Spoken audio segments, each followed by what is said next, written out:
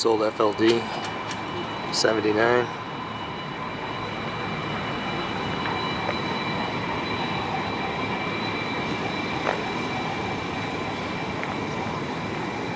These two.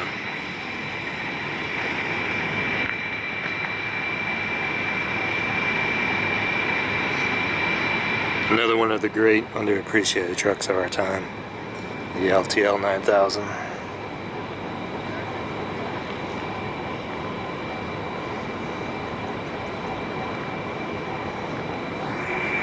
Next to a Dodge Bighorn.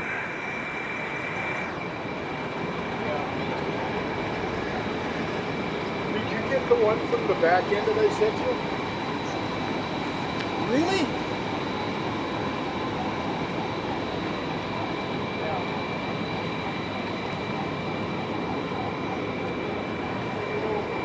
And another very unique truck by today's standards, Diamond T with a sleeper, a 53 921. Very cool.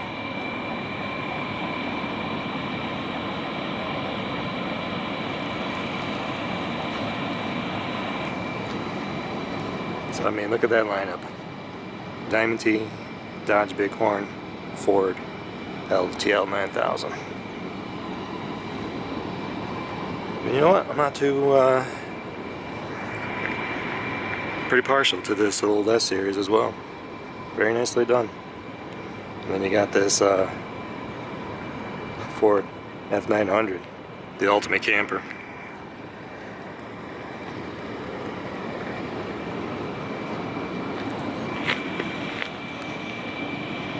Marvin Harrington axles, front to back.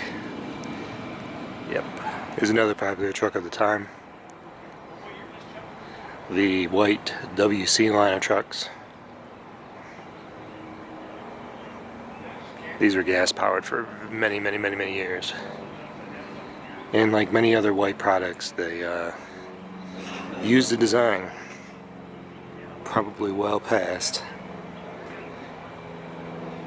what the world was demanding out of a truck at that time. But they sold them. I mean, when you look at this cab, it's 51, and you think about some of the other stuff that was starting to pop up, you can see how this truck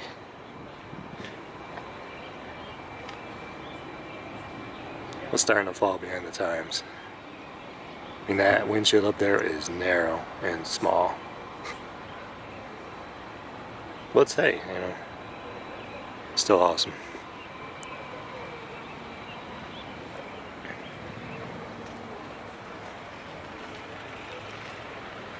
It's got its fancy deck plate.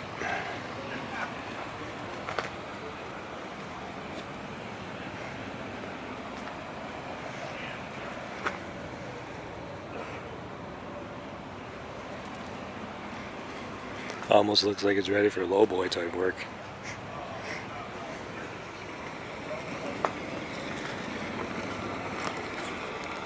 So we're looking at a white freightliner, affectionately referred to, I believe, sometimes as a bubble nose. What you could consider a long nose. What you could consider a bull nose. And sometimes you got these called needle nose, but I don't think this is a true one. Maybe I'm wrong.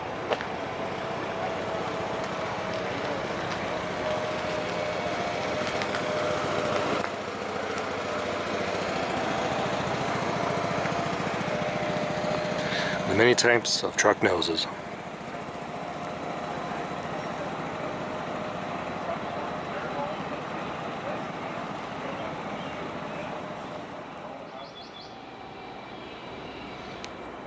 Alright, it's time to get serious and take a look at some internationals.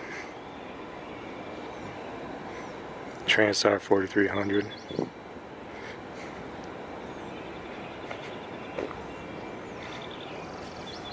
1929 International. Perhaps my favorite,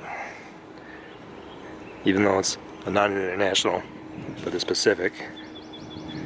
This is another reason why I was interested in coming to this West Coast show. Get some of these Canadian brands that just have no presence on the East Coast.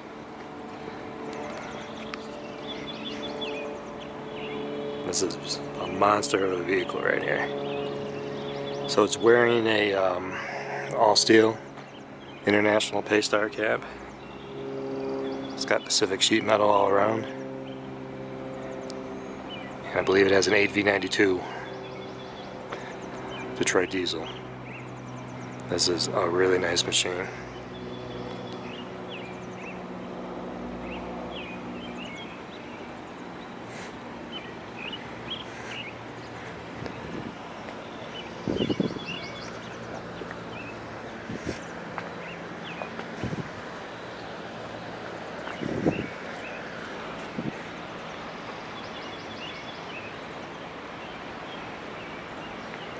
There's a little sign out earlier that talked about the history of it a little. But before it came to this current collection, a farmer had it somewhere up in the grain belt in Canada, and was using it to haul hay. So typically these would be found up in the mountains hauling logs and other heavy industries like that. Just a little overkill, but I guess hay can be pretty heavy if it gets wet.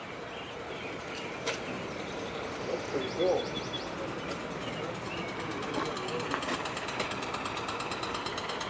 That one was like they used on the Boulder Dam, Bruce. How about that? I want just like it. How about that body? You think they knocked out all the dips or they built a new one?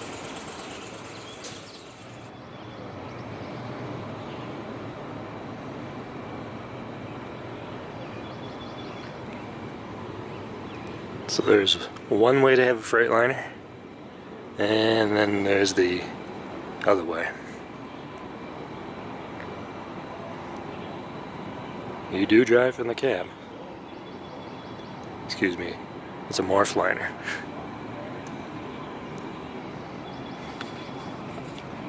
You saw this going down the highway. If you don't do a double take, well, you're not paying attention.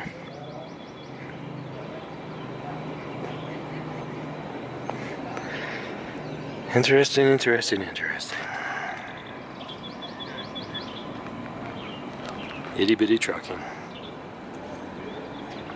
A lot of interesting stuff on this truck.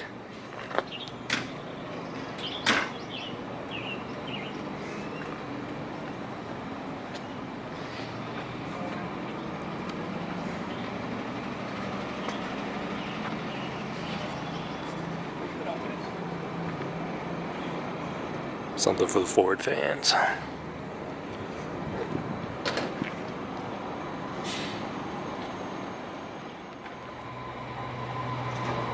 So earlier when I was talking about California style trailers, this is what comes to mind. These, I want to refer to them as pub trailers, but these usually have a straight truck, and then you have a little single axle type trailer out behind.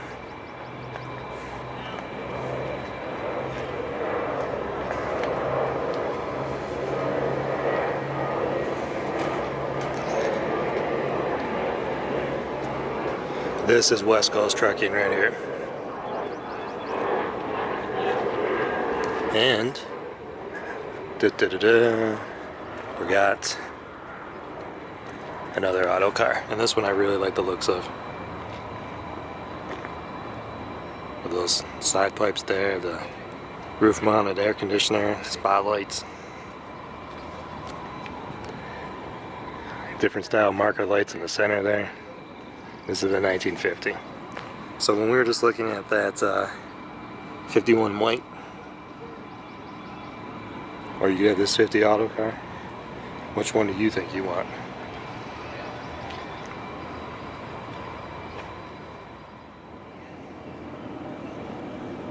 Well, this is a neat old pair.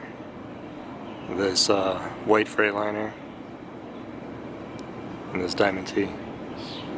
This white, according to the literature next to it, this is a 4x4 with a tag axle, I believe.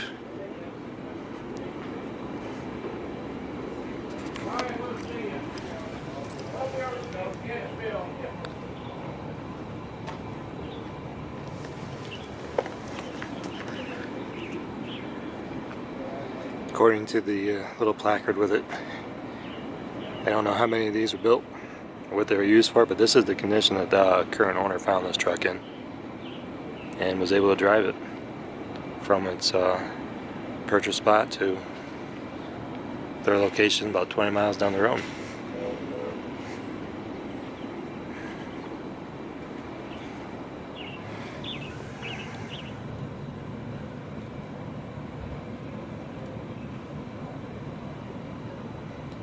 There's the factory literature there.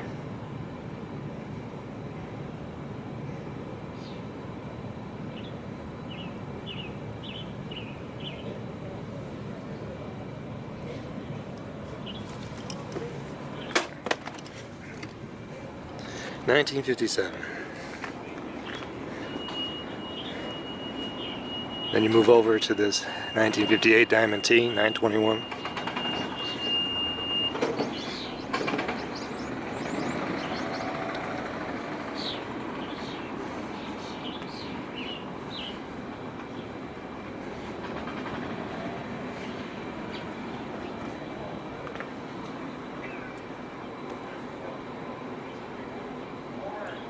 See the wig wag there, the low air handle that drops down when air gets too low.